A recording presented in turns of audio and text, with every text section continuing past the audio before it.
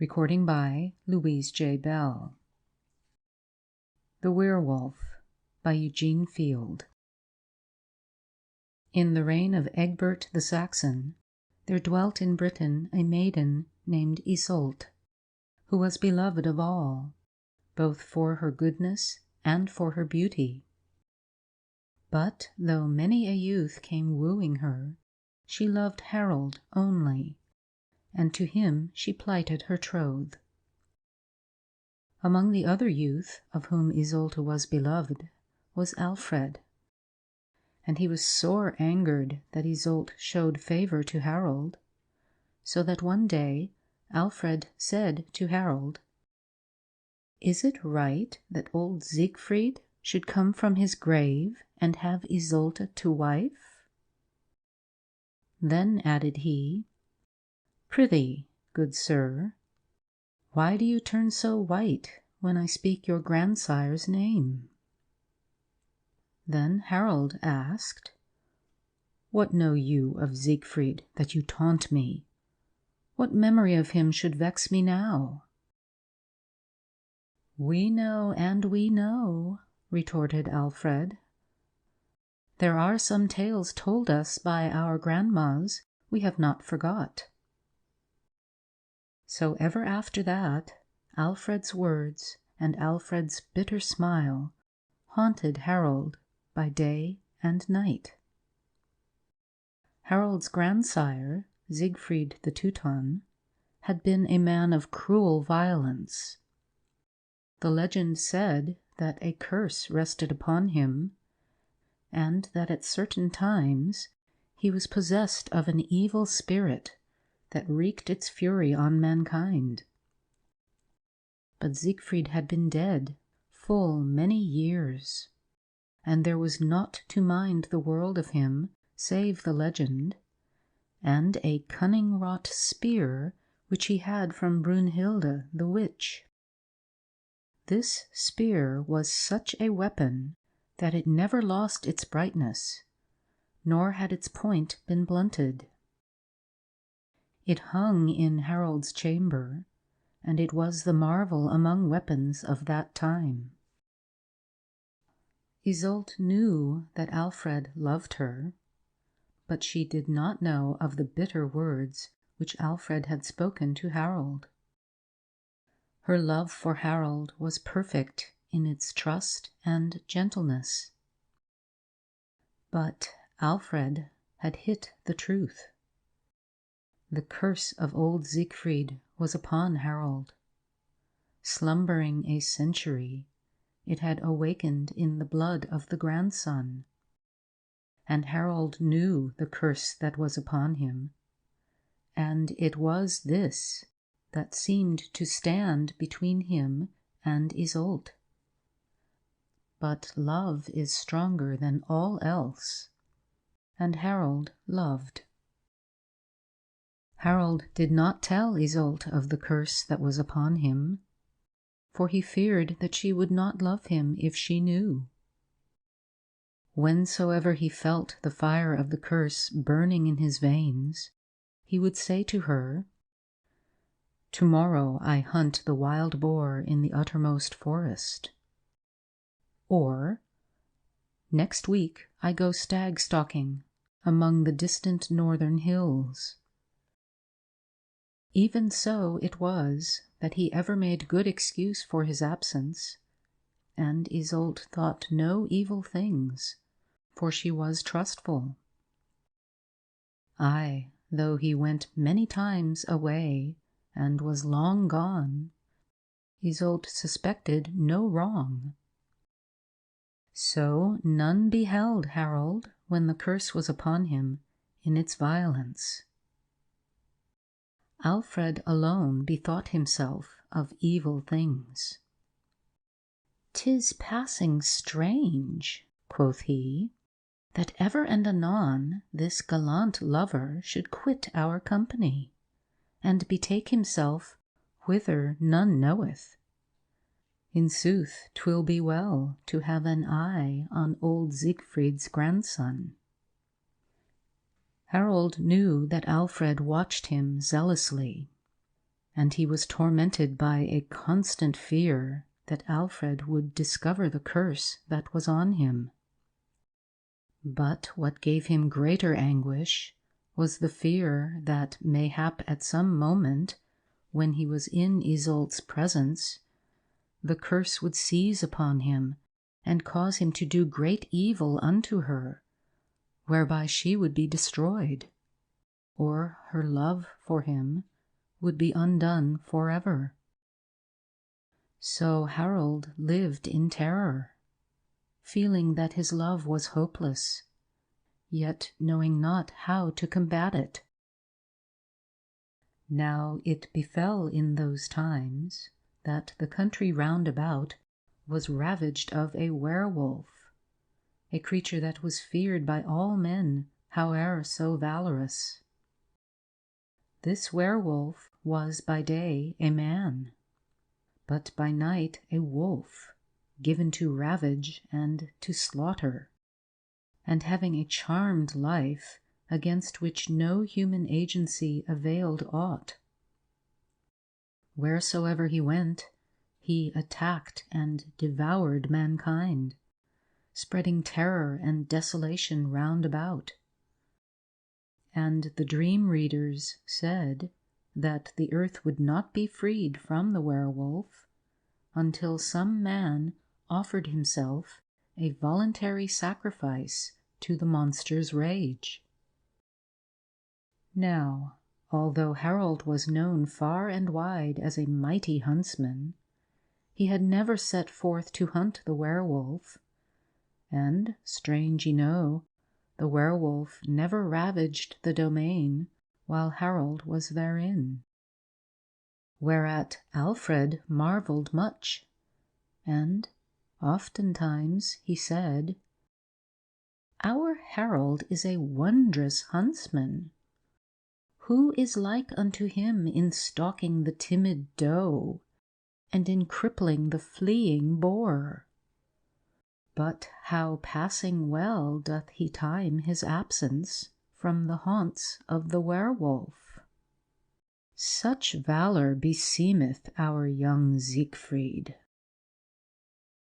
Which being brought to Harold, his heart flamed with anger, but he made no answer, lest he should betray the truth he feared. It happened so about that time that Isolde said to Harold, "Wilt thou go with me tomorrow even to the feast in the sacred grove?"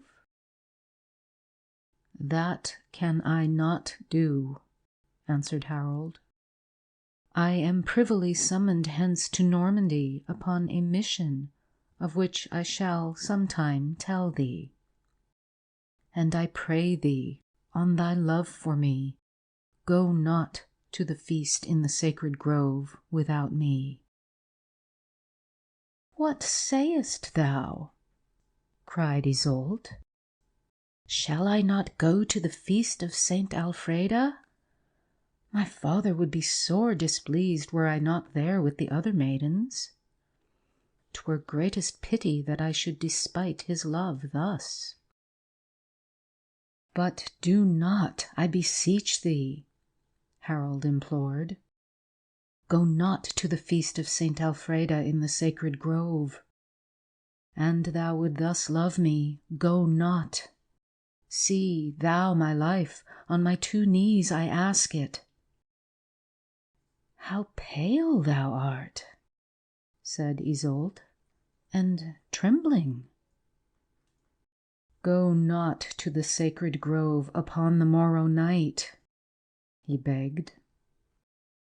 Isolde marvelled at his acts and at his speech.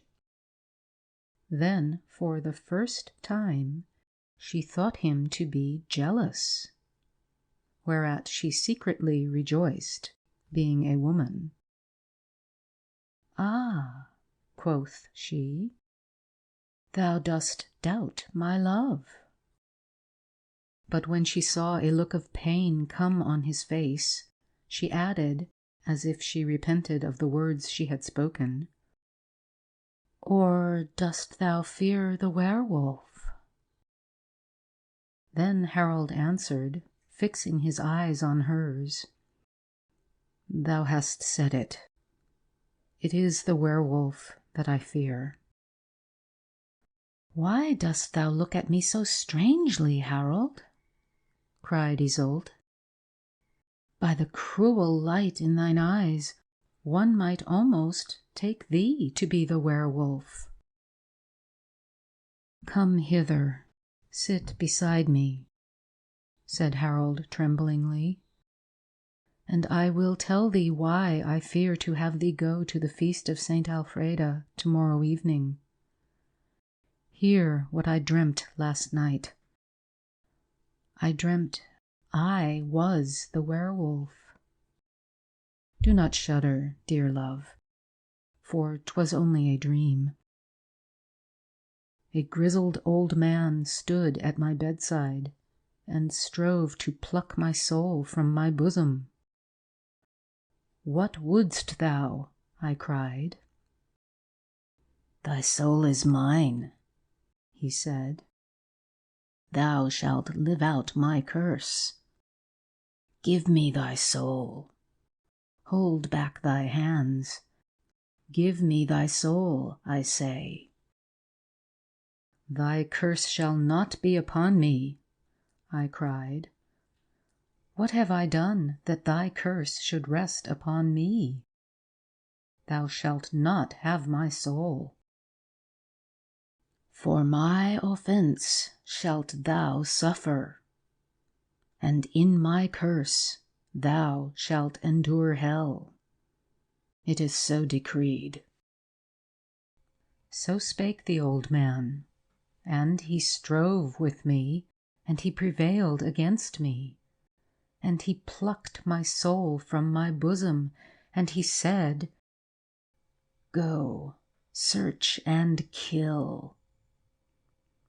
And lo, I was a wolf upon the moor. The dry grass crackled beneath my tread. The darkness of the night was heavy, and it oppressed me. Strange horrors tortured my soul, and it groaned and groaned, jailed in that wolfish body. The wind whispered to me. With its myriad voices it spake to me and said, 'Go, search and kill.' And above these voices sounded the hideous laughter of an old man. I fled the moor, whither I knew not, nor knew I what motive lashed me on. I came to a river, and I plunged in. A burning thirst consumed me, and I lapped the waters of the river. They were waves of flame, and they flashed around me and hissed, and what they said was, 'Go, search and kill.' And I heard the old man's laughter again. A forest lay before me, with its gloomy thickets and its somber shadows, with its ravens, its vampires, its serpents, its reptiles, and all its hideous brood of night. I darted among its thorns and crouched amid the leaves, the nettles, and the brambles. The owls hooted at me, and the thorns pierced my flesh. 'Go, search and kill,' said everything. The hares sprang from my pathway. The other beasts ran bellowing away. Every form of life shrieked in my ears. The curse was on me. I was the werewolf. On I went with the fleetness of the wind, and my soul groaned in its wolfish prison. And the winds and the waters and the trees bade me, 'Go, search and kill. thou accursed brute. Go, search and kill. Nowhere was there pity for the wolf. What mercy thus should I, the werewolf, show? The curse was on me, and it filled me with a hunger and a thirst for blood. Skulking on my way, within myself I cried, "Let me have blood. Oh, let me have human blood, that this wrath may be appeased, that this curse may be removed." At last I came to the sacred grove. Sombre loomed the poplars. The oaks frowned upon me. Before me stood an old man.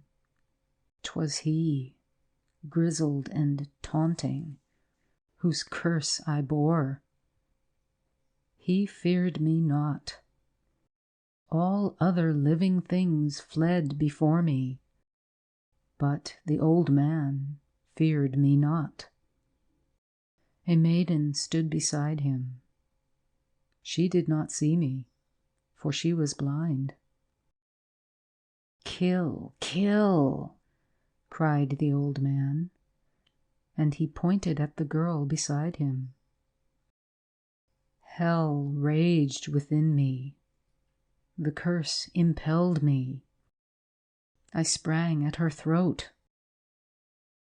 I heard the old man's laughter once more, and then I awoke, trembling, cold, horrified.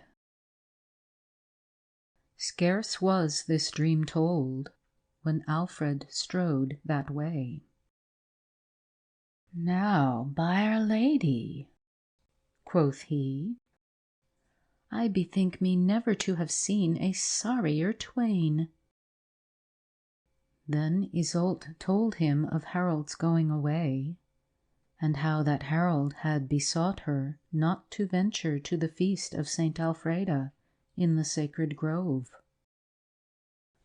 "These fears are childish," cried Alfred boastfully. "And thou sufferest me, sweet lady? I will bear thee company to the feast, and a score of my lusty yeomen with their good yew bows and honest spears, they shall attend me. There be no werewolf, I trow, will chance about with us." Whereat Iseult laughed merrily, and Harold said, "'Tis well. Thou shalt go to the sacred grove, and may my love and heaven's grace forfend all evil." Then Harold went to his abode, and he fetched old Siegfried's spear back unto Iseult, and he gave it into her 2 hands, saying, "Take this spear with thee to the feast tomorrow night. It is old Siegfried's spear, possessing mighty virtue and marvelous." And Harold took Iseult to his heart and blessed her, and he kissed her upon her brow and upon her lips, saying, "Farewell, O my beloved. How wilt thou love me when thou knowest my sacrifice? Farewell, farewell forever, O Alderliefest mine." So Harold went his way, and Iseult was lost in wonderment. On the morrow night came Iseult to the sacred grove wherein the feast was spread, and she bore old Siegfried's spear with her in her girdle. Alfred attended her, and a score of lusty yeomen were with him. In the grove there was great merriment, and with singing and dancing and games withal did the honest folk celebrate the feast of the fair Saint Alfreda. But suddenly a mighty tumult arose, and there were cries of "The werewolf! The werewolf!" Terror seized upon all. Stout hearts were frozen with fear. Out from the further forest rushed the werewolf, wood-wroth, bellowing hoarsely, gnashing his fangs, and tossing hither and thither the yellow foam from his snapping jaws. He sought Isolde straight, as if an evil power drew him to the spot where she stood. But Isolde was not afeard. Like a marble statue she stood, and saw the werewolves coming. The yeomen, dropping their torches and casting aside their bows, had fled. Alfred alone abided there to do the monster battle. At the approaching wolf he hurled his heavy lance, but as it struck the werewolf's bristling back, the weapon was all too shivered.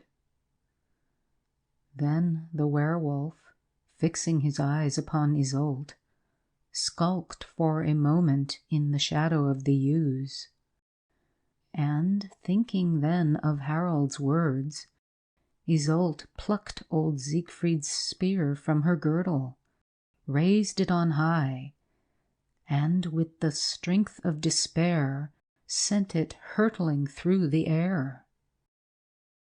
The werewolf saw the shining weapon, and a cry burst from his gaping throat, a cry of human agony. And Isolde saw, in the werewolf's eyes, the eyes of someone she had seen and known.